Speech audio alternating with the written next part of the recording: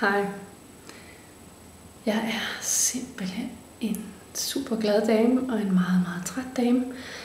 Fordi den her weekend, der er min mand blevet færdig med sin MBA. Og vi har fejret det hele weekenden og drukket champagne og gået tur med ungerne og fået masser af gaver og bare hygget os som familie. Og det har vi bare manglet rigtig meget det sidste halvandet år, hvor han har læst. Så det er et stort hul, der bliver fyldt ud nu, og det er bare så berigende.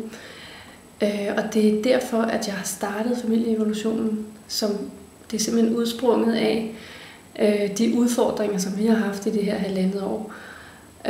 Og de strategier, jeg har udviklet, og de læringer, vi har gjort os som familie og som team.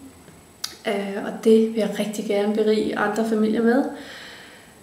Det kan lade sig gøre, og det virker for os, og det virker, hvis man bruger strategier, hvis man vil sætte sig nogle mål, hvis man har nogle værdier som familie,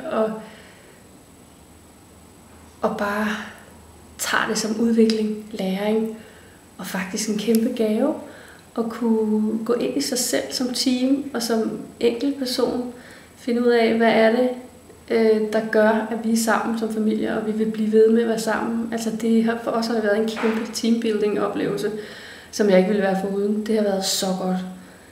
Og nu er det bare fest, farver og på vej videre i livet, som en glad, beriget og klart mere styrket familie, end da vi gik ind i det her projekt. Så jeg håber, at du vil blive beriget på samme måde af at have med familieevolutionen at gøre. Det var ordene. Ha' en god dag. Hej.